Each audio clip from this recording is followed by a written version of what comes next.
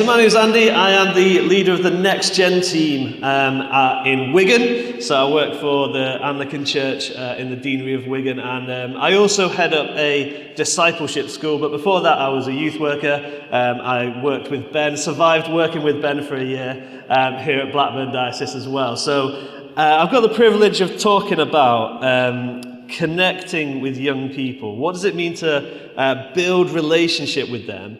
And then move that, and this is the key, move that into topics of like discipleship, of faith, and how do we do that well? Well, my life was changed when I was studying at Cliff College, the Bible college there, and we were on a mission trip in Stoke. And I saw a guy called Piers Lane, who was the sort of evangelist for Cliff College at the time.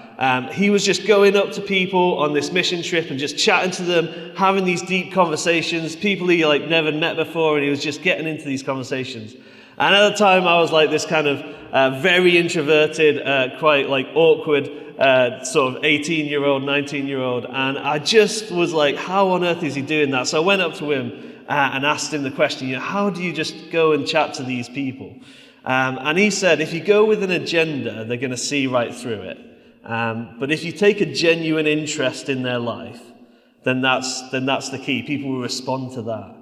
And I say that my life changed because I started to do that, and it has affected my youth work so much, is that actually just taking that genuine interest in people is kind of the key that unlocks the door. That there's no like specific question to ask. It's not about being really interesting as a person or relating to youth culture and like knowing all the TikTok trends and all of that. Actually, it's about just taking a genuine interest in people's lives. And in Romans 12, verse 9, it starts by saying, let love be sincere. Let love be sincere. And that is just like the first and foremost key to building relationship with young people. That sometimes we think we've got to be the coolest young youth leader going, or we've got to understand everything. But actually, if we just take the time to take a genuine interest in their life, then we're doing something right. Young people, when they feel heard and understood, that's when they feel loved, and that's when they feel a connection. I think it's interesting how sometimes we can go with our agendas. I'm reminded of a story of a theologian who went to a university debate and kind of absolutely wiped the floor with his opponent, did really well, but as he was coming out of the lecture, he heard someone saying, "Wow, he might have made some good points, but I don't like him. I don't want to follow what he's following." And actually, there's a tendency sometimes when we come to talking about faith, that if we don't put the time in, show that we care, that actually we will start. I'm just reminded. I think I was at some training the other day, and there's a big thing that a good few years ago we had the big question of is this true? That people were asking a question of, is Christianity true? We then moved to, in recent years, a thing of, will this work? So does Christianity work here and now for me? And I think we're moving into another era of the question being, who is saying this? Who is actually saying this to me? And I think that's what I'm kind of reminded by that with this story of this theologian, is actually, do people care about what we have to say? Are we listening first and showing that we care about our young people? Because actually who we are to these young people really matters. And that doesn't mean that we have to be perfect. It just means that we have to show our own flaws and be authentic with them, but show that we care about our young people. And the first port of call for that is knowing that we are loved from God and that everything flows from that. So I think the best way to start kind of getting into these discussions about faith with young people is from the place of personal relationship with young people, from either the team that we have or ourselves. But also I think there's a lot of things we can do as a group that kind of builds community and builds a foundation for having these really good conversations. So when I was first a youth worker in Bradford, I went into my first kind of topic, and I kind of sat down and went, oh, I have to decide what I'm doing now. No one's got a curriculum for me. And I kind of went, let's do spiritual disciplines. Let's go straight in and do like this really meaty stuff. And a few months later, I really regretted doing that, because I was like, actually, this really deep stuff that needed some time for actually the group to kind of mature and get to know each other a bit.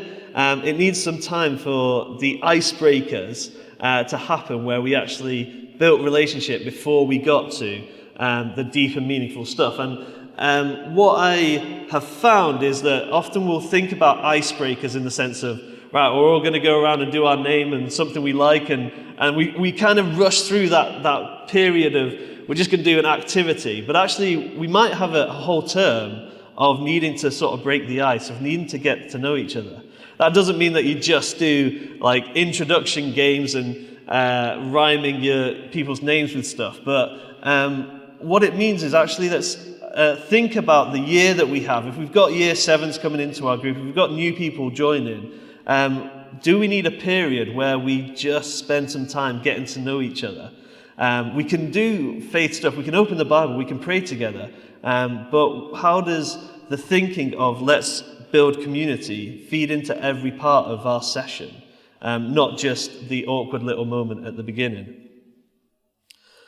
So I think this is really crucial for spiritual growth. I think there's then a thing about belonging, people really belonging to a group. So they come in, they might feel awkward, they might, like, you do your icebreaker stuff, you try and get to know them. But there's a transition to a sense of belonging, and it's been said that people belong, then believe, and then behave. So you don't try and tackle them in the right order. And what I've found very, very helpful for belonging is, for sense of belonging, is participation. So can you get your young people to buy into the group by serving in some way? That's a really good way of doing things, as long as we don't overdo it, because we still need to be there for our young people.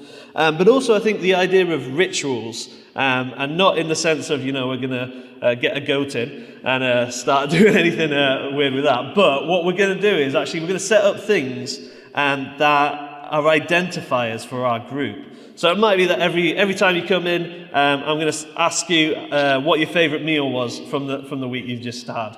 Or it might be that when you come in, or there's like I went to one group in Durham, I think it was, where they had an initiation where they'd like throw like water balloons at you or something. I don't know, it was weird. But it was something that I don't recommend doing that. It was probably not the best thing. But there was just these things, these little rituals that had like gave a group identity. Whether it's like, we're going to pray for you because we really believe in that, so we're going to do that every single week. Think about what are those little things that kind of give your group an identity, so people can feel that sense of belonging.